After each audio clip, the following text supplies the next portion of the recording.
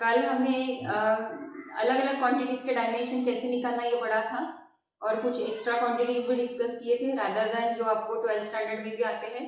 और आज हम सीखेंगे डायमेंशनल एनालिसिस का इस्तेमाल कैसे होता है, how to use the dimensional analysis और applications of dimensional analysis. So what are the uses of dimensional analysis? Very first use, to check the correctness of physical equation. Dimensional analysis का इस्तेमाल करके हम लोग कोई भी फिजिकल इक्वेशन डायमेंशनली करेक्ट है कि नहीं है इसको चेक करके देख सकते हैं। अब फिजिकल इक्वेशन यानी क्या कि हमारे फिजिक्स में जो मैथमेटिकल इक्वेशन आते हैं जो कि फिजिकल क्वांटिटीज को एक दूसरे के साथ रिलेट करते हैं, उन इक्वेशंस को हम लोग फिजिकल इक्वेशन कहते हैं। जैसे कि आप लोग ने काइनेमेटिकल इक्वेशंस पढ़े होंगे स्कूल में, V is equal to u plus a t, S is equal to u t plus half a t square, V square is equal to u square plus 2as, kinetic energy is equal to half of m v square, potential energy is mgh, like that. These are all called as a physical equations. तो ये कोई भी आपको अगर आपके सामने कोई भी एक आधा इक्वेशन रखा है मैथमेटिकल इक्वेशन जो कि फिजिकल क्वांटिटीज को एक दूसरे के साथ रिलेट करता है और आपको कहा गया है कि ये इक्वेशन फिजिकल इक्वेशन है, तो क्या आप यूं ही मान लोगे उसको? नहीं। तो हम उस इक्वेशन को डायमेंशनली वेरीफाई करके देखेंगे कि क्या वो इक्वेशन डायमेंशनली सही आ रहा है। अगर वो सही आ रहा है तो हम बोलेंगे कि this physical equation is true, but अगर वो सही नहीं आ रहा है तो definitely we can say that कि this physical equation is dimensionally incorrect और it is not true.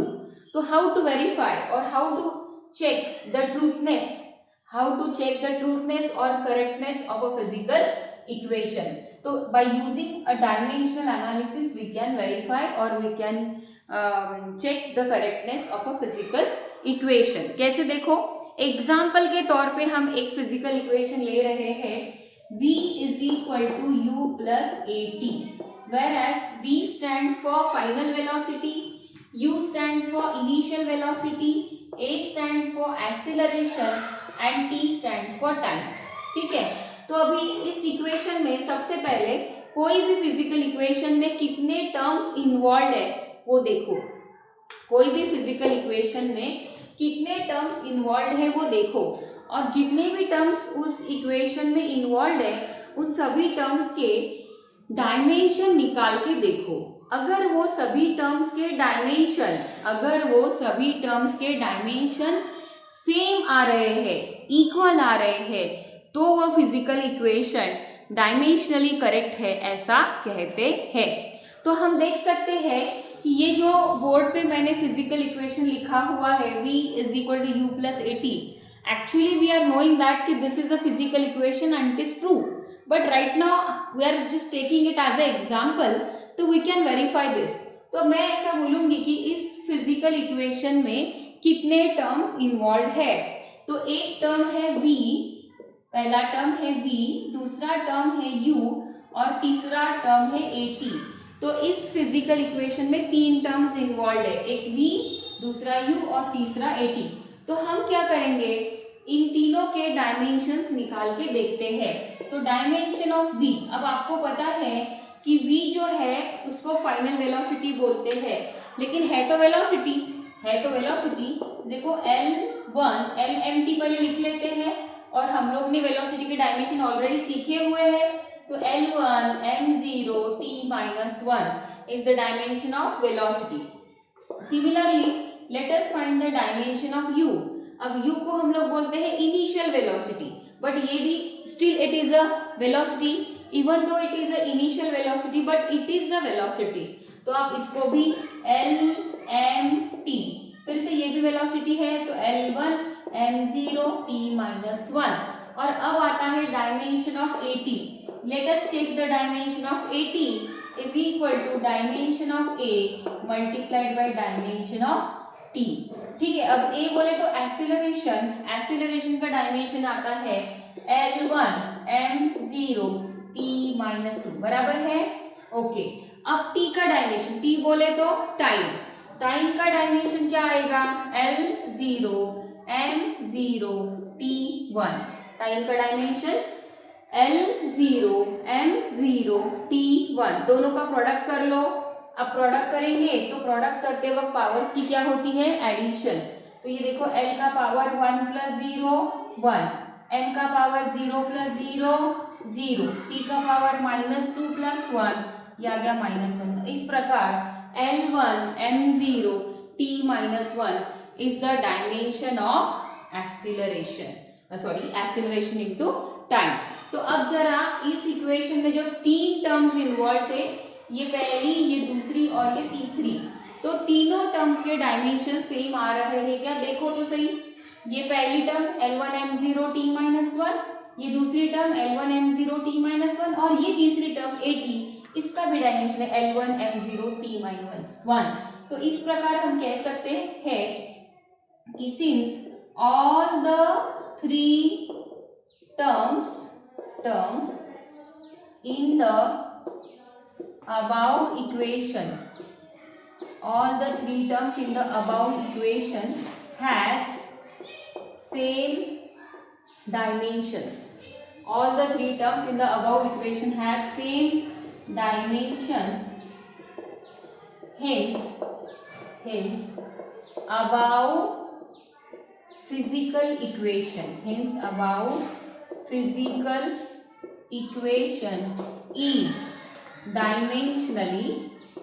dimensionally correct, ये डायमेंशनली करेक्ट है। इस प्रकार हम लोग कोई भी फिजिकल इक्वेशन डायमेंशनली करेक्ट है कि नहीं है, इसे चेक करके देख सकते हैं। अब आता है दूसरा इक्वेशन, कोई भी दूसरा इक्वेशन ले लेते हैं। सपोज अगर मैं सेकेंड काइनेमेटिकल इक्वेशन ले लूँ, सेकेंड एग्जाम्पल ले रही हूँ। This is what to verify और to check the correctness of physical equation. इसका मैंने ये एग्जाम्पल लिया था। अब मैं दूसरा एग्जाम्पल लेके आपको फिर से यही एप्लीकेशन एक्सप्लेन करती हूँ। लेट अस चेक और let us take the second example, example number 2। S is equal to UT plus half AT²। हालांकि हमें पता है कि ये भी फिजिकल इक्वेशन डायमेंशनली करेक्ट है, लेकिन हम इसे भी करके देखते हैं। तो इसमें भी आपको कितने टर्म्स नजर आ रहे हैं, एक ये S यानी कि डिस्प्लेसमेंट, दूसरी टर्म है UT और तीसरी टर्म है AT²। हाफ को नहीं लेना, इसीलिए हाफ को नहीं लेंगे क्योंकि half is a dimensionless, it is a pure number, it is not a quantity. तो हम लोग S का डायमेंशन लेते हैं। S बोले तो डिस्प्लेसमेंट, S बोले तो डिस्प्लेसमेंट, तो यहाँ पे LMT, ठीक है। अब यहाँ पे देख सकते हो कि डिस्प्लेसमेंट मेजर करना यानी लेंथ मेजर करना, तो लेंथ है सिंगल पावर में, तो लेंथ का पावर 1। मास और टाइम यहाँ पर नहीं है, एब्सेंट है, तो M0 T0। उसके बाद दूसरी टर्म नजर आ रही है हमें UT, तो UT का डायमेंशन हम निकालेंगे। तो UT का dimension that is dimension of U multiplied by dimension of T। अब U बोले तो इनिशियल वेलोसिटी, बट है तो वेलोसिटी, तो इसका डायमेंशन L1 M0 T-1, ये हो गया डायमेंशन ऑफ इनिशियल वेलोसिटी। फिर टाइम का डायमेंशन आपको L0 M0 T1। अब आप देख सकते हो कि टाइम के केस में लेंथ और मास एब्सेंट है, तो आपने ये L0 M0 नहीं भी लिखा तो भी चलेगा, सिर्फ आपने T1 लिखा, still it is right. Okay, अब इन दोनों का प्रोडक्ट कर लो। तो प्रोडक्ट करने के बाद L यहाँ पर पावर 1 है, यहाँ पे है ही नहीं, तो ये L का पावर 1, M यहाँ पे 0 यहाँ पे है ही नहीं, तो सिर्फ M का पावर 0 और T का पावर -1 + 1, -1 + 1 0, तो ये T का पावर 0। इस प्रकार UT का डायमेंशन आपको मिला है L1 M0 T0। उसके बाद AT² का डायमेंशन निकालेंगे, AT² का। अब dimension of AT² is dimension of A multiplied by dimension of T²। अब A का डायमेंशन क्या है, L1 M0 T-2, it is the dimension of acceleration. और T² का डायमेंशन, तो सबसे पहले टाइम का डायमेंशन L0 M0 T1 और उसका स्क्वायर। देखो T² का डायमेंशन L0 M0 T1 उसका भी स्क्वायर, ठीक है। अभी हम इसको प्रोडक्ट करेंगे, इसका प्रोडक्ट करते वक्त पावर्स की क्या हो जाएंगी, एडिशन। तो पहले इनको निपटा दो, ये आएगा L1 M0 T-2 और ये आएगा L0 M0 और T1 into 2 now you can do the product करने के बाद पावर की एडिशन होगी। तो ये देखो यहाँ पर करते हैं, L का पावर 1 + 0 1, M का पावर 0 + 0 0, T का power -2 + 2 0, L1 M0 T0. This is a dimension of 80 square. Now we can see that the three terms are involved in this above equation. First one is S, second one is UT and third one is 80 square. Half को नहीं लेना because half is not a quantity. Okay, now let us check.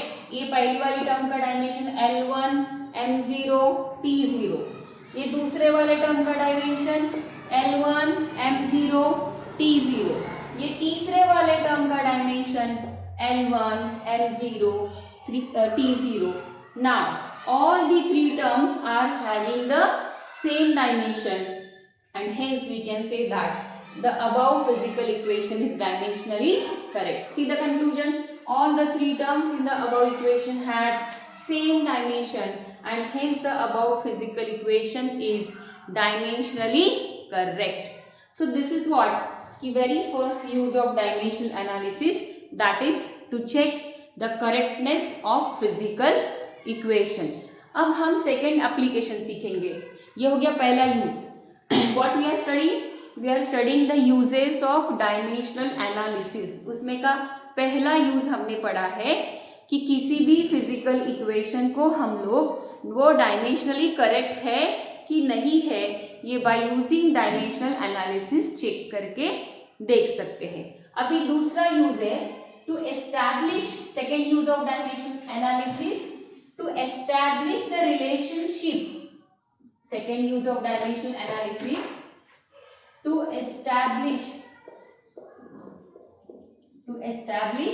The relationship between related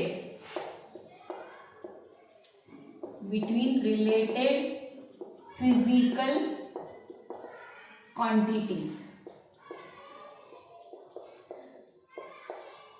To establish the relationship between related physical quantities, मतलब एक आधे physical equation में जो quantities involve होते हैं, एक आधे फिजिकल इक्वेशन में जो क्वांटिटीज इन्वॉल्व होते हैं वो क्वांटिटीज एक दूसरे के साथ एग्जैक्टली कैसे डिपेंड करते हैं, एग्जैक्टली कैसे रिलेट करते हैं, ये रिलेशन या ये एग्जैक्ट डिपेंडेंस हम लोग डायमेंशनल एनालिसिस का इस्तेमाल करके यूज़ कर सकते हैं या इस्तेमाल करके पता कर सकते हैं। तो एग्जाम्पल के तौर पे हम लोग एक फिजिकल इक्वेशन लेते हैं, kinetic energy is equal to half of mv²।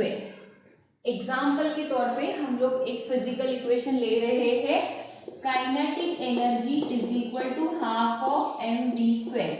Now you know that everybody knows this physical equation, we have studied this physical equation in school level, kinetic energy is equal to half of mv²। but even though we are knowing this equation, we are assuming that कि we are not knowing, हम assume करते हैं कि हमें ये equation नहीं पता, या तो हमें इस इक्वेशन में काइनेटिक एनर्जी सिर्फ मास और वेलोसिटी पर डिपेंड है इतना ही पता है, लेकिन मास का कितना पावर रहना चाहिए और वेलोसिटी का कितना पावर रहना चाहिए अज्यूम करते हैं कि हमें ये नहीं पता। तो अगर हमें ये नहीं पता है तो हम अज्यूम करेंगे, देखो अज्यूम करते हैं, let us assume kinetic energy depends on mass and velocity, kinetic energy depends on mass and velocity.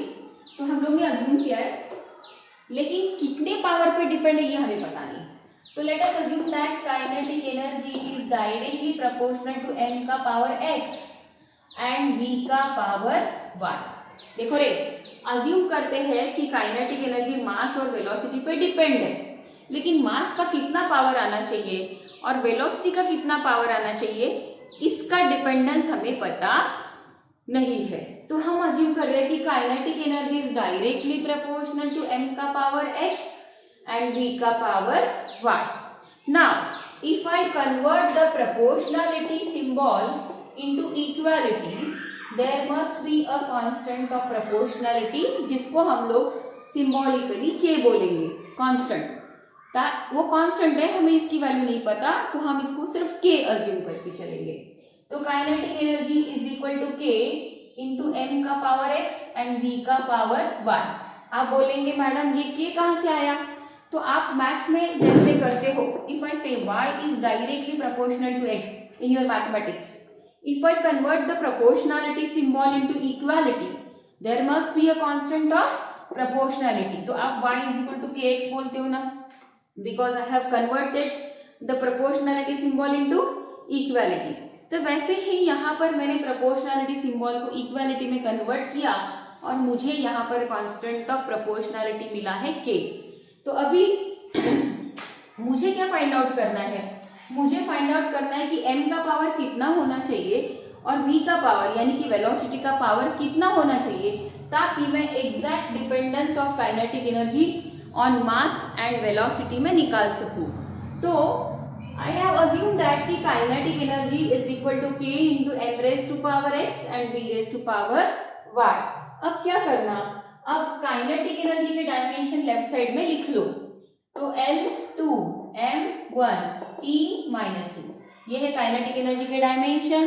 Kinetic energy के डायमेंशन और वर्क के डायमेंशन सेम होते हैं, हमने सीखा है ये लाइव क्लास में। तो L2 m1 t-2 और ये है k और मास का पावर x। तो अभी मुझे तो मास का डायमेंशन लिखना है फिलहाल, तो अपन मास का डायमेंशन कैसे लिखेंगे?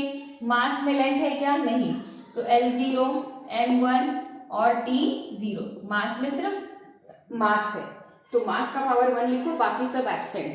और इसका पावर x, इसका पावर x, तो यहाँ पे डालो x, राइट। अब इधर है वेलोसिटी, तो वेलोसिटी का डायमेंशन क्या है रे? L1 m0 t-1। वेलोसिटी का पावर y, तो L1 m0 t-1 इसका पावर y। ठीक है, अब ये पावर को अपन डाल देंगे, यानी प्रोडक्ट करके जस्टिफाई कर लेंगे। देखो कैसे, k को हाथ नहीं लगाना, बिल्कुल भी k को हाथ नहीं लगाएंगे, बिकॉज ये सिंपली कांस्टेंट है, इसका डायमेंशन से कोई संबंध नहीं है। ओके, तो l का पावर 0 और उसका x, तो मैं बोलूंगी 0 इंटू एक्स 0, फिर उसके बाद 1 इंटू एक्स एक्स, फिर उसके बाद 0 इंटू एक्स 0। ये क्लियर हो गया? देखो x into 0 0, x into 1 x, x into 0 0। उसके बाद ये करेंगे इधर के साइड में, l का power 1 into y y, m का पावर 0 इंटू वाई 0 और t का पावर -1 इंटू वाई -y। हो गया? अभी आगे के स्टेप पे चलेंगे, k इंटू, अब देखो l का पावर, ये दोनों के प्रोडक्ट करना है, तो प्रोडक्ट करते वक्त पावर्स की एडिशन और डिवीजन करते वक्त पावर्स की सब्सट्रैक्शन। तो अभी प्रोडक्ट करेंगे तो पावर का क्या होगा? एडिशन। तो पावर का एडिशन, l का पावर 0, l का पावर y, तो ये बनेगा 0 प्लस y। फिर यहाँ पे m का पावर x और ये 0, तो x प्लस 0, हालांकि वो 0 लिखने की जरूरत नहीं है।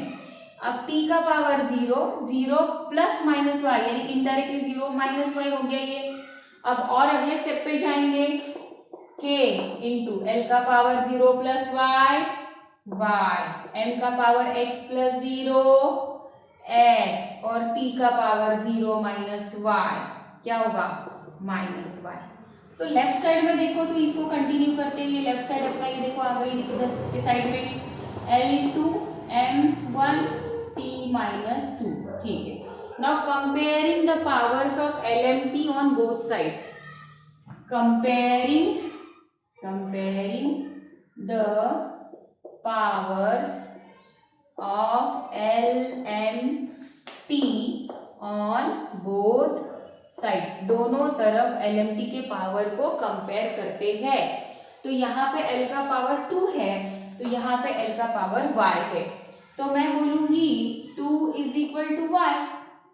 यहाँ पे m का पावर 1 है, तो यहाँ पे m का पावर x है, तो हम बोलेंगे 1 इज इक्वल टू x। और यहाँ पे t का पावर -2 है, तो यहाँ पे t का पावर -y है, तो हम बोलेंगे -2 इज इक्वल टू -y। अभी थोड़ा सिस्टमैटिक लिख लेते हैं। y is equal to 2, you got the value of y, and x is equal to 1, you got the value of x। इसको भी पलटी मार के लिख सकते हो, y इज इक्वल टू 2।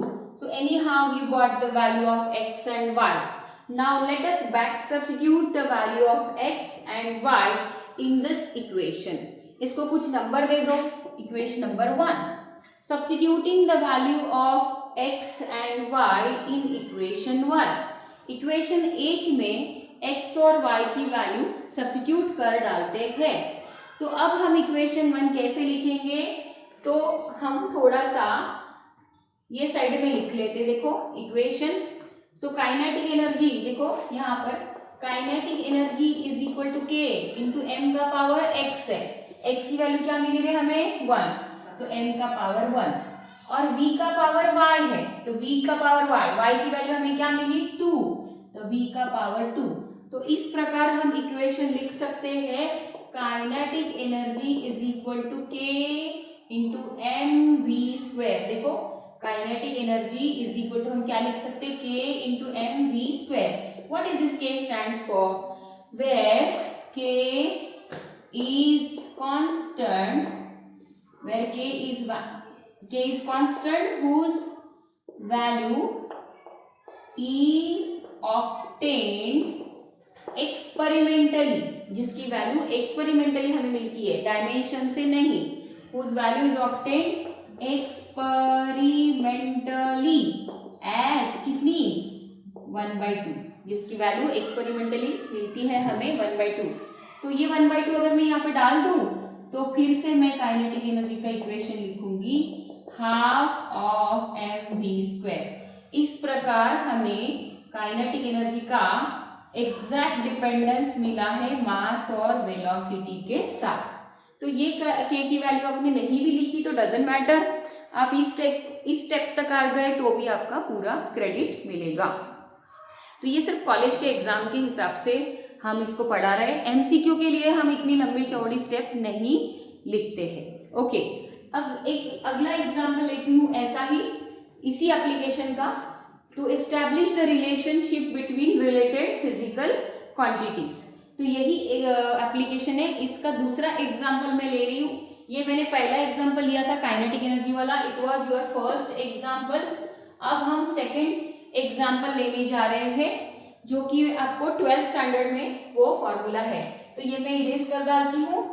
आपको नोट्स मैंने PDF फाइल में भेजे हुए, तो इसीलिए सिर्फ वीडियो में हम लोग जो भी है वो हमारी रिवीजन है, या किसी का पीरियड मिस हो गया है तो आप उसको दोबारा देख सकते हो, ठीक है। तो सेकेंड एग्जाम्पल हम इसी एप्लीकेशन का ले रहे हैं। सेकेंड एग्जाम्पल वो बताती हूँ, time period of simple pendulum. Second example हम वीडियो में ले रहे हैं time period of simple pendulum. ये आपको 12th स्टैंडर्ड में ऑसिलेशन चैप्टर में है, तो ध्यान से सुनना। Time period of simple pendulum is given by t is equal to 2 pi into under root of l by g. इसको अगर मैं पावर के फॉर्म में लिखूं तो मुझे लिखना पड़ेगा 2 pi into l by g the whole raise to power 1/2। Root का सिंबल मैंने निकाल दिया, और इसको अगर लिखना चाहूँ तो 2 पाई इंटू l का पावर 1/2 और g जो है वो नीचे 1/2। और इसको अलग तरीके से लिखना चाहूँ तो 2 पाई इंटू एल का पावर 1/2 और g का पावर 1/2 नीचे से ऊपर ले लो तो g का पावर -1/2, ऐसा भी लिख सकते हो। और अगर मैं इसको बोलूँ 2 पाई को मैं assume to be constant k बोल दूँ तो मैं लिखूँ k इंटू एल का पावर 1/2। मुझे सपोज टू बी 1/2 मुझे पता नहीं है, तो मैं l का पावर x बोलूँ और g का पावर y। तो अब हम यहाँ से शुरुआत करेंगे। देखो ओरिजिनल फॉर्मूला हमारा ये है, Time period of simple pendulum is given by the formula. Listen carefully now. Time period of simple pendulum is given by the formula T is equal to 2 pi into under root of L by G, where L is the length of the simple pendulum and G is the acceleration due to gravity. तो हम ये देखने जा रहे हैं कि हमारा simple pendulum का time period length of the pendulum और एक्सेलरेशन ड्यू टू ग्रेविटी से एग्जैक्टली इन दोनों पे कैसा डिपेंड है. So we are going to find the exact dependence. Now let us start. तो हम सबसे पहले कहते हैं let us assume time period of simple pendulum. Let us assume कि time period of simple pendulum, time period of simple pendulum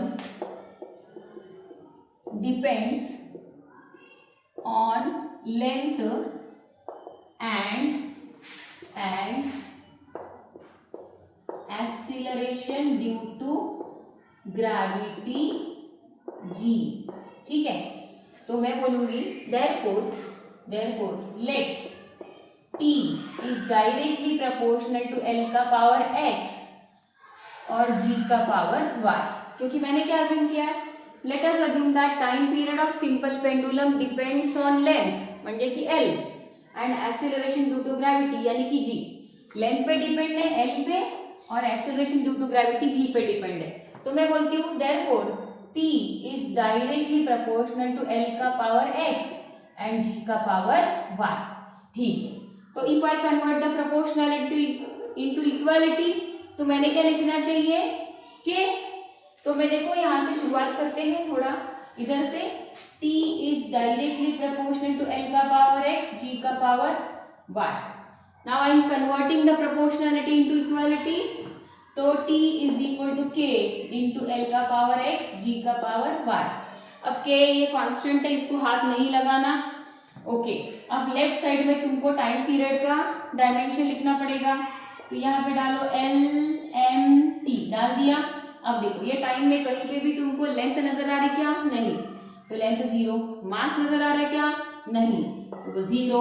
time है कितना power है 1, तो ये डाल दिया 1. ओके, अब राइट साइड में K को हाथ नहीं लगाना क्योंकि वो कांस्टेंट है. अब L बोले तो लेंथ, तो यहाँ पे डालो लेंथ उसका पावर 1. यहाँ पर मास है क्या, नहीं है, तो मास का पावर 0. टाइम है क्या, नहीं है, तो टाइम का पावर 0. ये क्लियर. अब acceleration due to gravity G बोले तो उसको बोलते हैं एक्सीलरेशन ड्यू टू ग्रेविटी, यानी एक प्रकार का ये एक्सीलरेशन है. तो पहले एक्सीलरेशन का डायमेंशन लिख लो. एक्सेलरेशन का डायमेंशन जो A का डायमेंशन है वही G का डायमेंशन है. तो A का डायमेंशन हमने पढ़ा L1, M0 और T-2 बरोबर है. तो मैंने क्या किया, पहले मैंने लेंथ और ये देखो लेंथ और G का डायमेंशन लिख दिया. अब लेंथ का पावर x है तो ये पावर x डाल दो, G का पावर y है तो ये y डाल दिया. अभी हम आगे प्रोडक्ट करेंगे K इंटू, अब देखो L का power 1 into x, 1 into x, 0 into x, 0, फिर 0 इंटू x, 0 डाल दिया. अब इसका कर लो प्रोडक्ट. L का power 1 into y, 0 into y, 0, फिर -2 इंटू y, -2y डाल दिया. और लेफ्ट साइड में देखो तो जरा L0, M0, T1. अब एक बार आपको इनके प्रोडक्ट करना बाकी है. प्रोडक्ट करना मतलब पावर की एडिशन करना. तो K इंटू L का power x plus y, M का पावर 0 प्लस 0, 0, T का पावर 0 माइनस 2y, -2y कर लिया. और यहाँ पे लेफ्ट साइड में L का पावर 0, M का पावर 0, T का पावर 1. अब लेफ्ट साइड में देखो, राइट साइड में देखो. Comparing the powers of L and T on both sides. comparing the powers of L and T on both side, दोनों तरफ के LMT के पावर को कंपेयर करते हैं। तो देखो यहाँ पे L का पावर 0 है तो यहाँ पर x प्लस वाई है। इसको k को हाथ नहीं लगाना because k is a quantity नहीं है, it is a pure number, constant है, तो म्हणून त्याला हात लावायचा नाही। ओके, तो 0 और यहाँ पे x प्लस वाई, तो हम बोलेंगे x plus y is equal to 0, तो फिर x is equal to minus y. यहाँ पर m का पावर 0, यहाँ पर m का पावर 0, तो कोई कंपेयर करने वाली बात ही नहीं है क्योंकि वेरिएबल ही नहीं है यहाँ पर। अच्छा, तो यहाँ पे देखो, यहाँ पे 0 था और यहाँ पर x प्लस वाई था, तो x plus y is equal to 0, तो x is equal to minus 1। Okay, अब ये t1 देखो और यहाँ पे t का पावर माइनस 2y देखो, तो can I write 1 is equal to minus 2y, बराबर है। तो फिर ये 2 जो है इधर से उधर लेके जाओ लेफ्ट साइड में, तो ये हो जाएगा minus 1/2 is equal to y, and therefore you can say y is equal to minus 1/2। हमें y की वैल्यू मिल गई है, कितनी, माइनस 1/2। और हमें ये भी तो मिला साथ में कि x जो है वो माइनस वाई है। देखो क्या मिला हम लोग को साथ में कि x जो है वो माइनस वाई है और y की वैल्यू हमें मिली है माइनस 1/2। तो क्या हम y की वैल्यू वहां पर पुट नहीं कर सकते क्या? बिल्कुल कर सकते हैं। तो देखो minus x is equal to minus y, यानी माइनस ऑफ माइनस 1/2, यानी x इज इक्वल टू 1/2। देखो क्या मिली x की value, plus 1/2। You got the value of x and you got the value of y। अब x और y दोनों के वैल्यू हमें मिल गए हैं। देखो x की वैल्यू 1/2 और y की value minus 1/2। Late us back substitute the value of x and y in equation number 1. Substituting the value of x and y in equation 1. Equation 1 में डाल देते हैं, तो t is equal to k into L का power x। x की value हमें क्या मिली है, 1/2, तो x की वैल्यू मिली 1/2। और g का पावर y की वैल्यू हमें क्या मिली है, माइनस 1/2, तो वो डाल दो, तो g का पावर माइनस 1/2। अब ये नीचे ले लो, तो t is equal to k into L का पावर 1/2 और g का पावर माइनस 1/2 अगर नीचे ले लेते तो g का पावर 1/2। अब हम लिखेंगे t is equal to k l upon g the whole raise to 1/2। अगर मुझे ये पावर 1/2 नहीं लिखना है तो मैं इसको रूट के फॉर्म में भी लिख सकती हूँ, तो t is equal to k into under root of l by g। अब आपको पता है k जो है ये तो कांस्टेंट है, k is a constant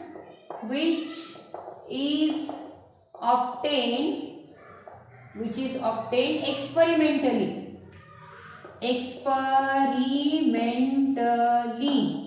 as 2π। इसकी वैल्यू एक्सपेरिमेंटली कितनी मिलती है, 2π। तो वो k की वैल्यू 2π डाल दो और हमारा इक्वेशन बन जाता है t is equal to 2π into under root of l by g. इस प्रकार time period of simple pendulum का हम लोग ने एग्जैक्ट डिपेंडेंस निकाला, लेंथ ऑफ द पेंडुलम और acceleration due to gravity at a given place. So this is how the dimensional analysis is used for finding the exact relationship between the related physical quantities. कि time period of simple pendulum length के कितने power पे depend है, जी के कितने power पे depend है, वो पावर हम लोग ने डायरेक्टली एग्जैक्ट डिपेंडेंस ढूंढ के निकाला। तो this is what the second use of dimensional analysis. Okay, ठीक है।